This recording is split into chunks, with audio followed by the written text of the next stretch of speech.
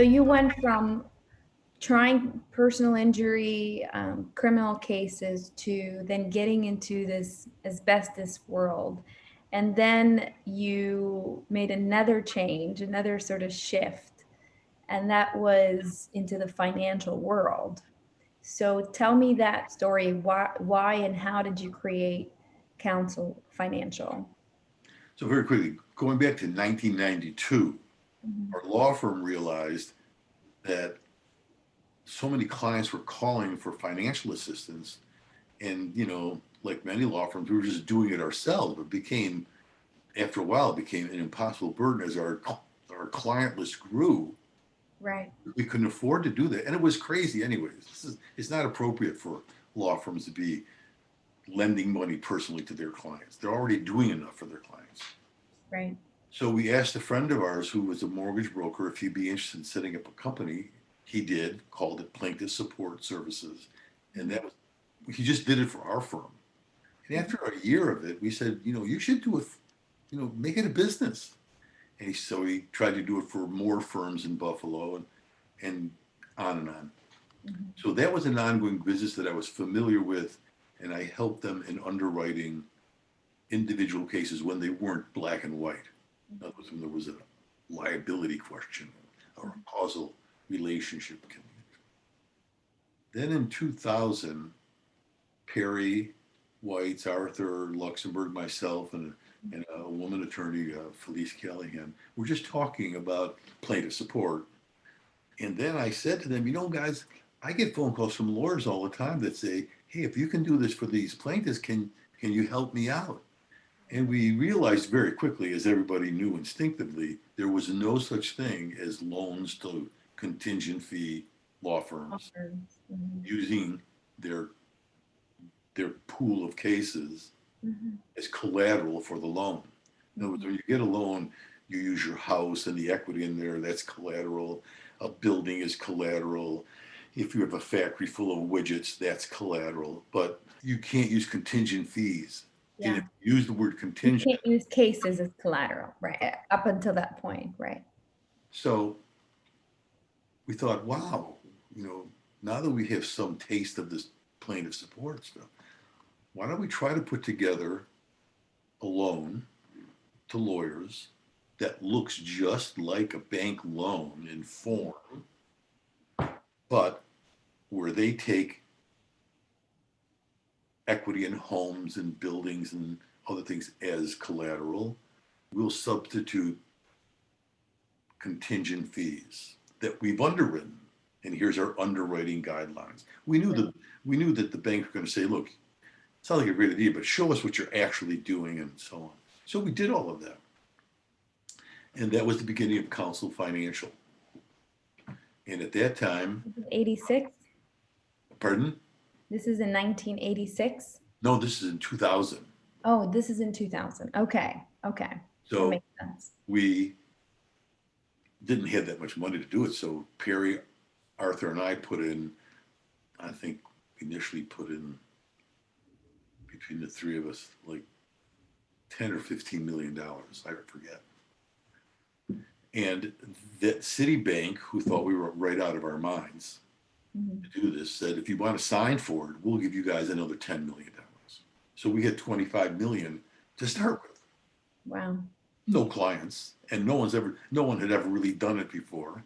Right. So we started to let people know that we were willing to look at loan applications. Mhm. Well, the demand was enormous because Wow. everybody was saying, wow, we can't get a loan to help us advertise or to help us, with our case costs and so on. This is great. So we went back to Citibank after we now had a loan portfolio of 25, $30 million and said, here's what we've done with your money and our money too. We think we should get a line of credit of 25 million. Mhm. And oh, by the way, we're not going to sign for it anymore. It's just a regular business loan. So they liked it. Wow. They saw, wow, well, you're really doing this. And while their lawyers didn't quite get the underwriting of contingent fees, they saw this makes sense to us. So Mhm. Citibank did the first non-recourse line of credit to us in this industry. And then we went with Citibank throughout the early 2000s up to 2009. Mhm. And we ultimately ended up with a line of credit of 200 million, but we were placed in their securitization division Mhm. because Mhm. our loans looked like bonds that were paying a premium or something. So, Interesting. yeah, we didn't understand exactly what that all meant, but it was good for us in the sense that we had Right. You just access. had access to the money. Yeah, So at one point, Counsel Financial was the only game in town. And a lot has changed since then because a lot of sources of capital and hedge funds are now doing the same thing. And, part of my business model is to deploy capital to law firms, and I do it through these different sources of capital. So, how does Counsel Financial still compete now that the landscape has changed so much? good question. What I think Counsel Financial did, the if we brought anything to this now fairly big industry, Mhm. it was that we proved that you could in fact underwrite a portfolio of 100, 1,000, whatever cases they might have, underwrite it and understand what the liability concerns might be, what the Mhm. causal relationships might be, and what the amount of damages that might be.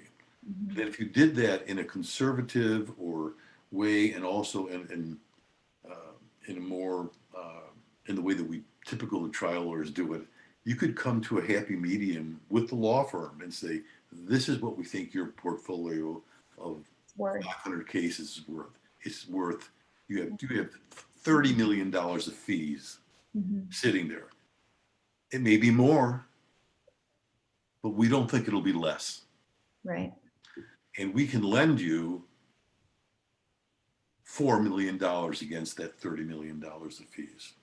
Okay, now with 4 million, you could really do something with the advertising and Mhm. infrastructure and so on. So so during the 2000s, hedge funds and other people began to realize not that they wanted to be like Counsel Financial, but Mhm. that there's a way of underwriting this collateral. We'll figure out how we want to loan the money to the law firm, Right. but Right. but it can be done. You can underwrite this collateral pretty accurately too. Mhm. Now, the one thing that nobody at first really captured and that we've all learned a lesson from is that nobody, including Counsel Financial, could could underwrite the timing of the receipt of these fees. Right. It might be that their biggest fee suddenly is up on appeal for an additional 18 months or longer. Mhm. Mhm. No one saw that coming. At least we didn't think about it. Okay. Right. And many other things that could happen. For instance, where a defendant agrees to pay on a mass tort, and then they say, "We're going to pay you guys almost what you're demanding." Everybody's happy. But then Mhm. they say, "But we can't pay you for the year." So now they have this piece of paper that says, "You're going to get paid, but Right. not for 12 more months." Right. Well, you Mhm. take that to a bank and you can't do a thing with it at a bank. So hedge funds who were looking at this said, "Wow, this is a different aspect of it, and this has less danger and risk, Yeah. Mhm. than the regular loan because this is settled. There's no question. It's about timing." Right. And that became a whole industry, as you know, post settlement. Mhm. So there's now a lot of competition, Mhm. but there's no direct competition to our loan model, where you get a line of credit to a law firm. It's revolving. They Mhm. pay interest only during the first 2 years. Um, and that's a model that has worked for us. Mhm. There are, as you know, many other ways that Yeah. that these big funds advance, lend, whatever to law Right. firms, but they're costly. They're more costly than counsel. Mhm. But in counsel, the law firms are signing personally too. Mhm. And Mhm. so the way the hedge funds try to make themselves more attractive is they Mhm. say, well, we won't make you sign personally, Right. but everything else in their loan document is like puts a big clamp, down, and they're going to get their money back. Yeah. So, anyways, it's become a much bigger industry by financial standards. We're still all pikers. I mean, given what big banks and hedge funds really are doing, but Mhm. it's a growing industry and it's a growing collateral. People are becoming Yeah. more I mean, comfortable. I've had a lot of fun. I've had a lot of fun with it. And I see what it can do for law firms, right? So it varies, the terms vary from, hedge fund to hedge fund, from capital source to capital source. Ultimately, it has done a lot of good in our industry. And law firms have grown in ways that they have never grown before. And this is new. If they're smart, yeah. Scaling in, going from a few hundred cases to thousands of cases. So it's been a really fun journey for me to be part of that movement. So after 20 years of being in the lending money to law firms business, what have you learned, or what is a takeaway that you're willing to share with the audience, good or bad? There are a number of takeaways. The first I mentioned is that we and everyone needs to pay attention to timing issues. Hmm. What could happen that would disrupt Hmm. the flow of revenue to the law firm? Yeah. Not winning or losing. Maybe they're going to get more, but the timing of it. How and when are they going to pay the money back? Yeah. But the other takeaway, Marina, that unfortunately I have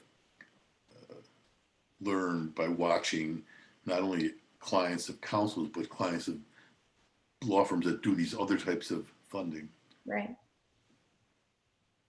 is that money problems make good people do bad things. Hmm. So I believe, it's my experience, that trial lawyers, for the most part, are good people. They Hmm. mean well. They're not in the game to take advantage of anybody. And if they're borrowing money, they're doing it in their minds for the right reasons and so on. Right. Things happen in the world. Hmm. And suddenly they might be faced with the decision, I have access to this $1 million, Hmm. but I haven't paid the mortgage on my summer home, my winter, Yeah. whatever you call it. Uh, my wife wants to do this, my husband wants to do that, whatever it might be. These other expenses arise, college tuitions, which are crazy. Hmm.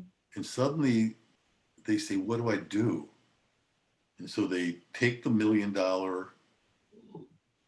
line that they have, and they Hmm. use some or all of it for Hmm. these personal but non-productive reasons, Hmm.